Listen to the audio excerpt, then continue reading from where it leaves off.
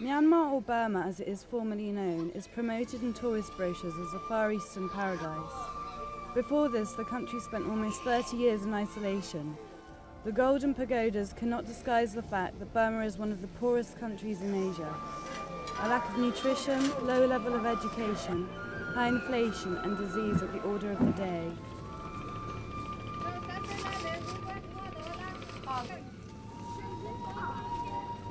The military rule the country with an iron fist. The propaganda posters warn against the government critics. They are regarded as traitors and opponents and must be eliminated. Also the military junta once. In 1988 they showed their power at a protest at a university in Rangoon. 800 students were shot and over 3,000 members of the opposition subsequently murdered. 2 years later, the government allowed the first free elections. The opposition party, the NDL, won with 80%, but still those in power refused to recognise the will of the people.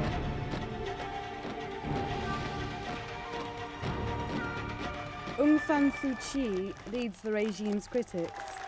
She is the daughter of the national hero, Aung San, who led Burma to independence from British rule.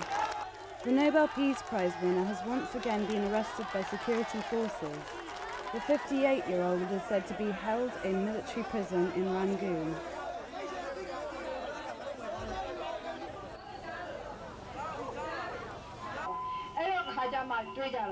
She has repeatedly called for a tourism boycott. Every dollar which flows into the pockets of the military only prolongs the suffering of the people. The generals are obviously afraid of a new wave of mass protests of the 80s and have been surprised by the enduring popularity of Aung San Su Kyi. Pro-government hit squads attack NDL supporters. Several people are said to have been killed. The street in front of Aung San Su Kyi's house is blocked. Visitors are all sent away.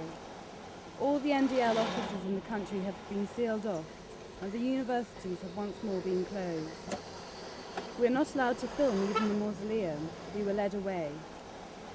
The monument is dedicated to the opposition leader's father, who was shot in 1947. The population fears that history could repeat itself. In the newspaper, a disappointed NDL party member reports on Aung San Su Kyi's journey through the north of the country. This is officially blamed for the new conflict. The Burmese are a poor nation. The long isolation and socialist mismanagement have led the country into economic ruin. 2/3 of the 50 million Burmese live off the land. The farmers have to sell the government a proportion of their harvest at a knockdown price. On the waterways run ferries ready for the scrap heap. Whole families spend their wretched lives in boats. The government does as good as nothing to alleviate the poverty of the people.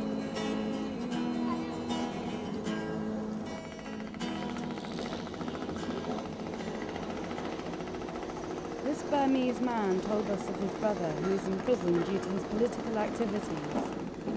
He hopes that the military government will soon end. Every discussion with foreigners is dangerous for the Burmese. We are constantly asked about the purpose of our travels and had to always write down our passport number. Among the young, resentment of those in power is especially widespread. The only people who publicly make fun of the government are the Moustache brothers. However, this political joke can also be punishable, as they themselves had to experience. In January 1996, when one of the brothers appeared before the leader of the opposition, he was sentenced on the spot to 7 years in prison. Papa Lay can now return home after 5 years and 7 months. Papa Lay is to talk to you in the business store. So every place, prison or haliba, and also the beating, the torture, like that. Now they're afraid. We got television, photo, and then every supporter on the road, they pick up one by one. That's why you sleep nighttime, you're afraid, not the dog, midnight. They're scared to sleep, afraid to sleep. Everybody.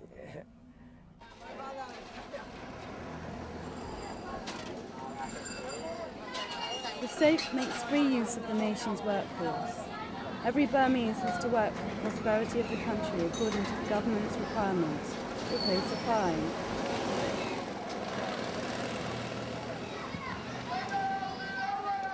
Actually, they have forced labor. All of us have been accustomed to such hardship because we, as you see, most of Myanmar people are very poor. What should the sanction more? They should do more sanction because some of the people may have difficulty in somewhat extent, but this does not matter because all the peoples in Myanmar are suffering a lot of hardships. Officially, the average monthly wage is $20. However, many earn less. Everyday life is characterized by corruption and bribery. The far too big army swallows huge amounts of money, and as a result, many families cannot find the money to send their children to school. The pressure is so tense. All the people look afraid of the authority, but when something happens, they get united, and at that time they dare to fight, they dare to die.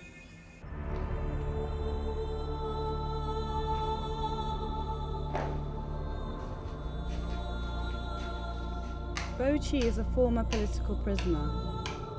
Over the border in Thailand, he shows us photos he'd never be able to show in Burma. Over 100,000 are in prison, from which over 1,200 alone are political prisoners. The pictures of the students who were so brutally shot down in June 1988 by a special police unit were shown around the world.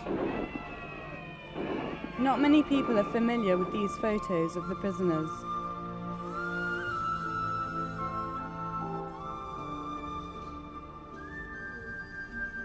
My name is Niranjan, so 6745/C, so in insane prison and Myanmar prison. The total is over 8 years in prison. The 33-year-old was able to flee to Thailand. My name is Bo Chi, 2874/C. I was in Eastern prison and Manila prison.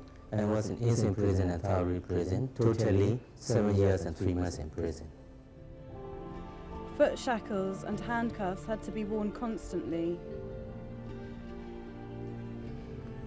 As soon as I was arrested, my face was covered with like this. So they don't want other people to see me. Also, they don't want me to see other people like this kind of position. But my understanding is there is kinds of psychological torture.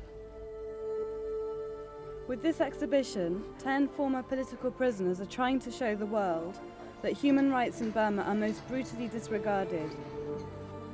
A former prisoner and well-known student activist said, "In Burma there are only 2 prisons, one with prison walls and one without, namely the whole country. The question remains, for how much longer?"